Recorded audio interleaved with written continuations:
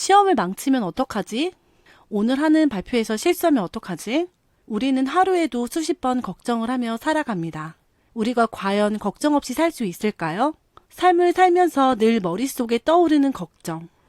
우리의 삶과 함께하는 이 걱정이라는 불편한 손님을 어떻게 대하고 다루는지에 대해서 이야기해 보겠습니다.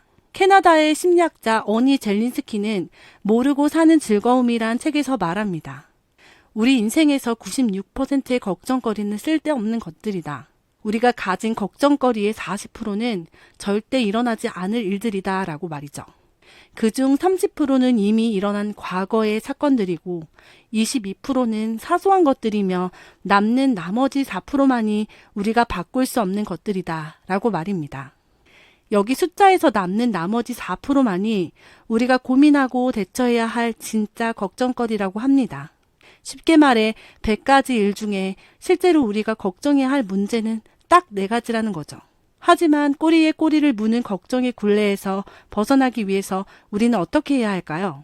첫째, 내가 지금 가지고 있는 걱정이 무엇인지 구체화해 보는 겁니다.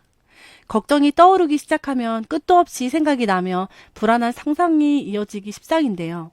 생각하지 않으려고 해도 떨쳐내기 참 어렵죠.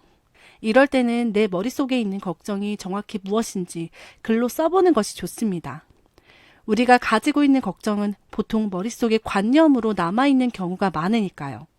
이런 걱정거리를 구체화함으로써 내가 가지고 있는 막연한 걱정을 객관화할 수 있고 이것이 정말 내가 걱정할 만한 일인지 아닌지 판단해 볼 수 있죠. 사람들은 불확실한 것들에 대해 두려워합니다. 불안정, 불확실, 예측 가능하지 못하는 미래 등 우리가 통제할 수 없는 것들에 대해 불안해하고 두려워합니다. 이는 우리의 뇌의 작용을 보면 알 수 있는 반응인데요. 우리의 뇌는 정보가 감각기관을 통해 흘러오면 맨 먼저 편도체에서 멈추는데 편도체는 이 정보가 나에게 익숙한가, 낯선가를 통해 안전과 불안을 규정합니다. 이것은 낯선 것이고 위험한 것이다에 대한 위험 신호가 붙으면 편도체가 활성화되기 시작하여 우리는 해마의 배움과 기억 회로망을 작동시킬 수 없게 됩니다. 즉, 명확한 사고를 할 수 없게 되는 것입니다. 쉽게 말해 멘붕 상태에 빠지는 거죠. 정지 버튼을 눌러 잠시 진정하고 다시 안심할 때까지는요. 그래서 시험 공포증으로 불안하고 걱정하는 사람들이 얼마나 준비를 잘했는지와는 상관없이 시험을 못 보는 경우가 이런 경우라고 할 수 있습니다. 우리는 막연하고 두려운 이 뇌로 오는 불안정한 감정과 상태를 다스리기 위해 불확실성을 통제 가능한 것으로 바꿔주는 작업을 해야 하는 것이고 이것이 눈에 보이는 글이라는 형태로 구체화함으로 뇌의 부담을 줄여주고 걱정이라는 불안을 다스릴 수 있게 됩니다. 둘째, 내가 정말 걱정해야 할 만한 일이라면 그것을 해결하기 위해 내가 지금 할 수 있는 행동이 무엇인지 찾아보고 실행해 보는 것입니다. 내가 걱정해야 할 만한 일, 즉 해결해야 하는 문제가 있다는 사실을 인정하고 그 문제를 다루기 위해 내가 지금 무엇을 할 수 있고 할 수 없는지를 파악해야 합니다.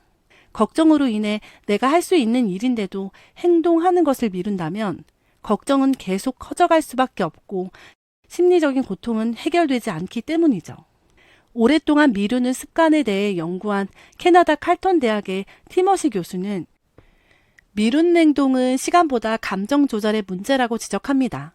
우리 뇌의 아몬드 모양의 편도체는 뇌에서 감정을 느끼는 부분인데 미루는 습관이 있는 사람은 그렇지 않은 이들보다 편도체의 크기가 큰 경향을 보인다고 합니다.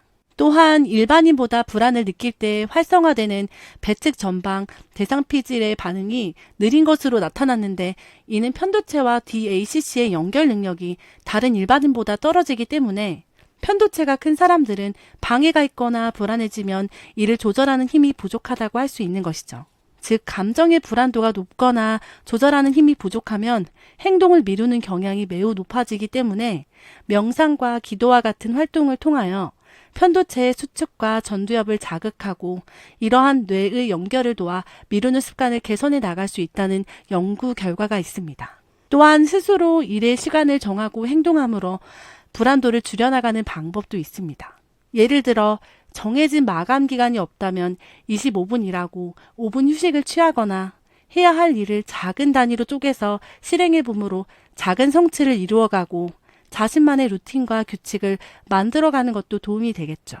이렇게 본인이 실천해 나갈 수 있는 작은 규칙들을 만들고 따라가다 보면 어느 순간 습관이 될 것입니다.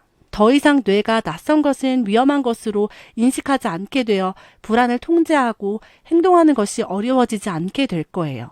셋째, 내가 해결할 수 없는 문제라면 수용하고 받아들이기입니다.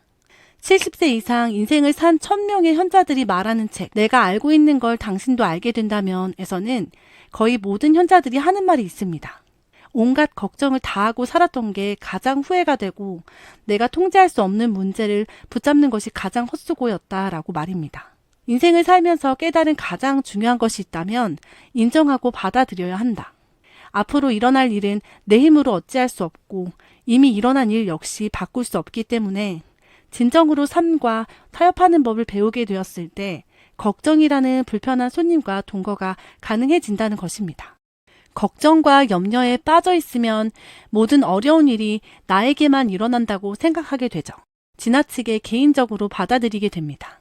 마치 세상에서 자신이 가장 불행한 사람이 된 것 같은 생각에 빠져드는 거죠. 왜 나한테만 이런 일이 생기는 거야? 항상 이래. 난 항상 하는 일이 이래. 회복 탄력성의 저자 김조한 교수는 말합니다. 회복 탄력성이 낮은 사람들의 특징 중 하나가 바로 나쁜 일에 대해서는 나에게만, 언제나, 모든 면이 다 그렇다는 식으로 크게 생각하고 좋은 일에 대해서는 그 의미를 축소해서 받아들인다고요. 당신은 어떤가요?